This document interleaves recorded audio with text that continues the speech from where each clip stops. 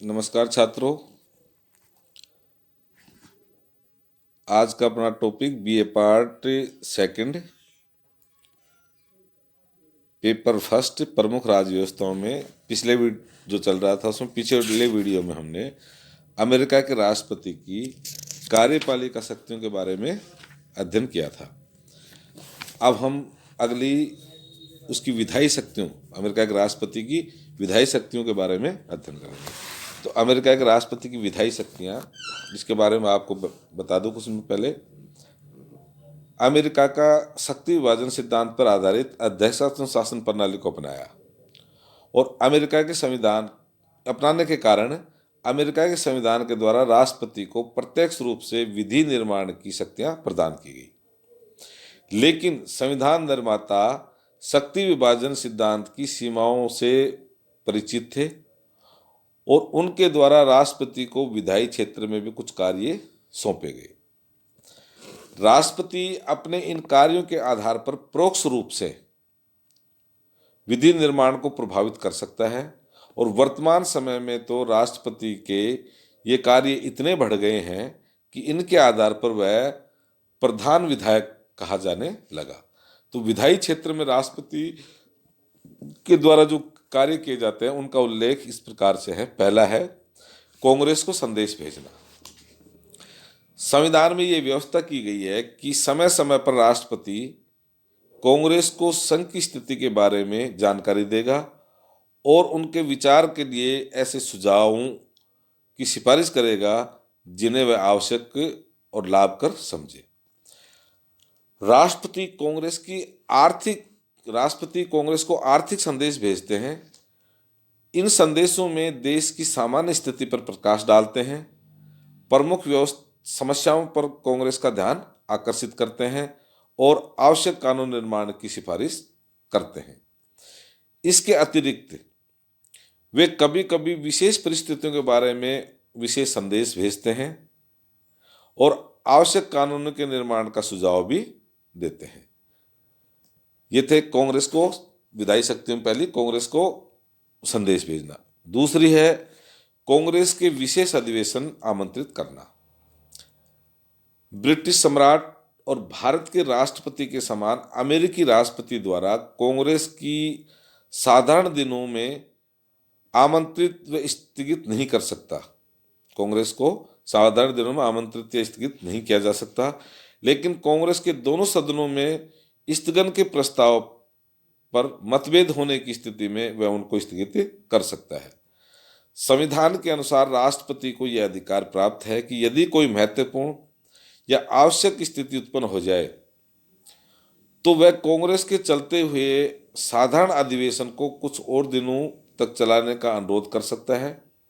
यदि कांग्रेस राष्ट्रपति के अनुरोध से सहमत न हो तो वह कांग्रेस को धमकी दे सकता है कि अधिवेशन की समाप्ति के शीघ्र बाद विशेष अधिवेशन आमंत्रित होगा।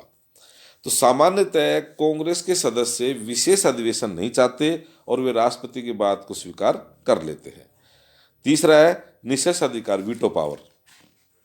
राष्ट्रपति की विधायी शक्तियों में सबसे महत्वपूर्ण वीटो पावर की शक्ति है, विशेष निषेधाधिकार की शक्ति है। संविधान में यह कहा गया है कि सीनेट और प्रांतीय सभा में पारित होने के पश्चात विधेयक के कानून बनने से पूर्व संयुक्त राज्य अमेरिका के राष्ट्रपति के पास भेजा जाएगा। राष्ट्रपति को विधेयक पर पूर्ण निषेधाधिकार नहीं बल्कि सीमित निषेधाधिकार ही प्राप्त हैं। उन्होंने निषेध की शक्ति के दो रूप है, पहली विलंबकारी निषेधाधिकार और दूसरा जेबी निषेधाधिकार, मतलब पॉकेट वीटो। विलंबकारी निषेधाधिकार क्या है? जब कोई विधेयक राष्ट्रपति के पास हस्ताक्षर के लिए आता है तो राष्ट्रपति उसे अस्वीकृत कर सकता है और अपनी आपत्तियों के साथ उसे उस सदन को लौटा देता है जिसमें वह प्रारंभ हुआ था। यदि पुनः दोनों सदन 2/3 बहुमत से इसे पारित कर देते हैं तो वह कानून बन जाता है और इस पर राष्ट्रपति के हस्ताक्षर की आवश्यकता नहीं होती है। इस प्रकार राष्ट्रपति का जो निषेधाधिकार मर्यादित है, पूर्ण नहीं है, लेकिन इसका महत्व इस दृष्टि से है कि सदा 2/3 बहुमत का मिलना आसान नहीं होता है और राष्ट्रपति द्वारा एक बार अस्वीकृत किए जाने पर प्राय विधेयक समाप्त ही हो जाता है। दूसरा, जेबी निषेधाधिकार। पहला था विलंबकारी, दूसरा जेबी निषेधाधिकार। जब कांग्रेस का अधिवेशन चल रहा हो उस समय राष्ट्रपति के पास यदि कोई विधेयक स्वीकृति के लिए आता है तो राष्ट्रपति के द्वारा उस पर अवकाश के दिनों के अतिरिक्त, इसके अवकाश के दिनों के अतिरिक्त 10 दिन तक विचार किया जा सकता है। 10 दिन के बाद राष्ट्रपति की बिना स्वीकृति के ही वह विधेयक कानून बन जाता है। परंतु यदि इन 10 दिनों में कांग्रेस का अधिवेशन यदि समाप्त हो जाता है तो राष्ट्रपति की स्वीकृति न मिलने पर वह विधेयक अपने आप ही निषिद्ध हो जाता है। इससे राष्ट्रपति को प्रत्यक्ष रूप से निषेध करने की आवश्यकता नहीं होती। तो इसको अपन क्या कहते हैं, जेबी निषेधाधिकार। यदि उस 10 दिन के अंदर कांग्रेस का अधिवेशन समाप्त हो जाता है तो वो विधेयक स्वतः ही समाप्त हो जाता है और प्रत्यक्ष रूप से निषेध करने की आवश्यकता नहीं होती है। तो इसको अपन क्या कहते हैं, जेबी विशेषाधिकार, पॉकेट वीटो। इसका मतलब यह है कि राष्ट्रपति ने विधेयक को अपनी जेब में रख लिया, इसे न तो स्वीकार किया और न ही अस्वीकार किया। तो इस शक्ति का महत्व इस दृष्टि से कांग्रेस अपने अधिवेशन के अंतिम दिनों में जल्दी जल्दी विधेयक पारित करती है, परंतु जेबी निषेधाधिकार के कारण ये विधेयक विधि का रूप नहीं ले पाते हैं। चौथी है कार्यपालिका आदेश। निषेधाधिकार राष्ट्रपति की निषेधात्मक विधायी शक्ति प्रदान करता है। तो राष्ट्रपति के द्वारा सकारात्मक विधायी शक्ति का प्रयोग कार्यपालिका आदेश के माध्यम से किया जाता है। राष्ट्रपति को शासन विषयक आदेश जारी करने का अधिकार प्राप्त है। कांग्रेस कानून बनाते समय केवल नीति का निर्देश कर सकती है और उनके संबंध में विशुद्ध रूप से नियम बनाने का अधिकार कार्यपालिका विभाग को दिया जाता है। इस व्यवस्था से लाभ उठाकर राष्ट्रपति शासन विषयक विभिन्न आदेश जारी करता है जिनका कानून के समान ही महत्व होता है। इसे क्या कहते हैं, प्रदत्त व्यवस्थापन या अध्यादेश शक्ति भी कहते हैं। क्या कहते हैं इसको, प्रदत्त व्यवस्थापन, delegated legislation and ordinance power भी कहते हैं। अब व्यवस्थापन को प्रभावित करने के अन्य साधन क्या क्या हैं। इसके अतिरिक्त अन्य साधनों से भी राष्ट्रपति व्यवस्थापन को प्रभावित कर सकता है। यद्यपि संविधान राष्ट्रपति के विधेयकों का प्रारूप निर्धारित करने का अधिकार प्रदान नहीं करता है, किंतु व्यवहार में राष्ट्रपति अधिक प्रशासनिक अनुभव ने उसे यह शक्ति प्रदान कर दी है। कांग्रेस के अंदर और बाहर राष्ट्रपति की एक प्रभावशाली लॉबी होती है जो राष्ट्रपति की इच्छानुसार कानून निर्माण का प्रयत्न करती है। राष्ट्रपति को हजारों पदों की नियुक्ति करने का जो अधिकार प्राप्त है उसके आधार पर राष्ट्रपति कांग्रेस सदस्यों पर कृपा कर उन्हें बदले में विधि निर्माण क्षेत्र में सहयोग और सद्भाव की आशा कर सकता है। यदि राष्ट्रपति कांग्रेस की इच्छानुसार कानून निर्माण नहीं कर रही, यदि कांग्रेस राष्ट्रपति की इच्छा के अनुसार कानूनों का निर्माण नहीं कर रही तो वह राष्ट्र के सर्वोच्च नेता के रूप में लोकमत से सीधी अपील भी कर सकता है और सबके अतिरिक्त कांग्रेस के सदस्यों के साथ सम्मेलन और अनुरोध के आधार पर उसके द्वारा विधि निर्माण को प्रभावित करने में का सफल प्रयत्न किया जा सकता है। तो ये थी राष्ट्रपति की विधायी शक्तियां। विधायी शक्तियों में कौन कौन सी थी, कांग्रेस को संदेश भेजता है, कांग्रेस के विशेष अधिवेशन आमंत्रित कर सकता है, निषेधाधिकार जिसमें विलंबकारी निषेधाधिकार, जेबी निषेधाधिकार और कार्यपालिका को आदेश दे सकता है जिसमें प्रदत्त व्यवस्थापन और अध्यादेश की शक्ति भी आ जाती है। तीसरी शक्ति है इसकी न्यायिक शक्तियां।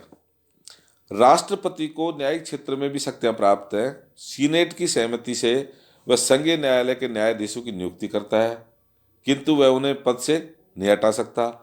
संविधान के अनुसार राष्ट्रपति को अमेरिकी संघ के विरुद्ध किए गए अपराधों के संबंध में अपराधियों के दंड को स्थगित करने या क्षमा प्रदान करने की शक्ति प्राप्त है, परंतु महाभियोग द्वारा दंडित व्यक्तियों को राष्ट्रपति क्षमादान नहीं कर सकता। राष्ट्रपति सर्व क्षमा अर्थात एक साथ अनेक व्यक्तियों को क्षमा भी प्रदान कर सकता है। तो ये इसकी न्यायिक शक्तियां। चौथी है राष्ट्रपति एक दलीय नेता। राष्ट्रपति क्या है? एक दल का नेता है। राष्ट्रपति अपने दल का नेता होता है और इस रूप में भी हमें इसे बहुत अधिक शक्ति तथा प्रभाव प्राप्त होता है। वह अपने दल की राष्ट्रीय समिति के चेयरमैन को नियुक्त करता है और उसके परामर्श से दल के अन्य महत्वपूर्ण पदों की भी नियुक्ति करता है। उसके दल के पदाधिकारी दल की सभी महत्वपूर्ण नीतियों और राष्ट्रीय समस्याओं के बारे में उससे परामर्श करते हैं और उसके विचार सभी महत्वपूर्ण विषयों पर निर्णायक होते हैं। यदि राष्ट्रपति के दल को कांग्रेस के दोनों सदनों में बहुमत प्राप्त हो तो वह दलीय नेता के रूप में विधि निर्माण कार्य अपनी इच्छा अनुसार करवा सकता है। और पांचवी शक्ति है अमेरिकी राष्ट्र का सर्वोच्च नेता। अमेरिकी राष्ट्रपति राष्ट्र का सर्वोच्च नेता होता है।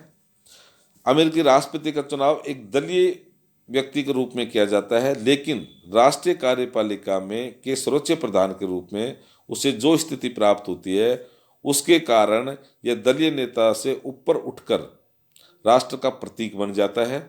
अमेरिकी जो संविधान निर्माता है नियंत्रण और संतुलन के सिद्धांत में विश्वास करते थे और उनके द्वारा संगठित और एक सूत्रीय नेतृत्व के स्थान पर बिखरे हुए या कुछ सीमा तक विभाजित नेतृत्व की व्यवस्था को की गई थी।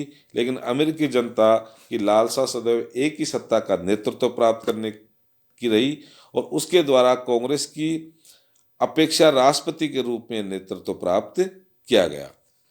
अमेरिकी राष्ट्रपति राजनीति का सर्वोच्च व्यक्ति है।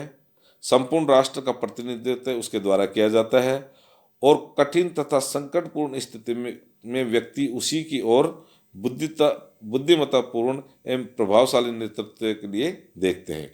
इन सब बातों से उसे राष्ट्र के सर्वोच्च नेता की स्थिति प्रदान की गई है और उसे यह स्थिति न केवल आंतरिक राजनीतिक वरन अंतर्राष्ट्रीय राजनीति में भी प्राप्त होती है। तो ये थे अमेरिका की राष्ट्रपति की शक्तियां जिनका अपन अभी अध्ययन किया है। अब अमेरिकी जो राष्ट्रपति है उसकी शक्ति में वृद्धि हुई है कुछ दिनों। इसके कुछ कारण है। क्या क्या कारण है? पहला कारण है राष्ट्रपति पद की शक्ति में सबसे पहला कारण पद को धारण करने वाले महान व्यक्ति रहे हैं जिन्होंने संविधान को उदार व्याख्या को ग्रहण करते हुए दूरदर्शिता और साहस के साथ राष्ट्रीय हितों के लिए कार्य किया है। इन राष्ट्रपतियों की धारणा यह थी कि यदि संविधान स्पष्ट शब्दों में उसे ऐसा करने से रोकता न हो तो आवश्यकता अनुसार जो कुछ भी वह देश के हितों में ठीक समझे करे, जिनमें महान राष्ट्रपतियों में तो Jackson, Lincoln, Roosevelt, Wilson, Kennedy आदि। दूसरा है सर्वोच्च न्यायालय द्वारा की गई संविधान की व्याख्याओं ने भी राष्ट्रपति के पद को शक्तिशाली बनाने का कार्य किया है, क्योंकि संविधान की अस्पष्टता या उसके मौन की स्थिति में सर्वोच्च न्यायालय ने संविधान की व्याख्या इस प्रकार की कि राष्ट्रपति को बहुमुखी की शक्तियां प्राप्त हों। तीसरा है राष्ट्रपति पद के प्रजातांत्रिकरण ने भी शक्तियां बढ़ाने में योग दिया है। यद्यपि सैद्धांतिक रूप से राष्ट्रपति का निर्वाचन आज भी अप्रत्यक्ष रीति से होता है, किंतु व्यवहार में राष्ट्रपति के निर्वाचकों का चुनाव जिस प्रकार होता है उसके बाद जिस प्रकार से राष्ट्रपति का निर्वाचन करते हैं उससे इसे प्रत्यक्ष निर्वाचन का रूप प्रदान कर दिया गया।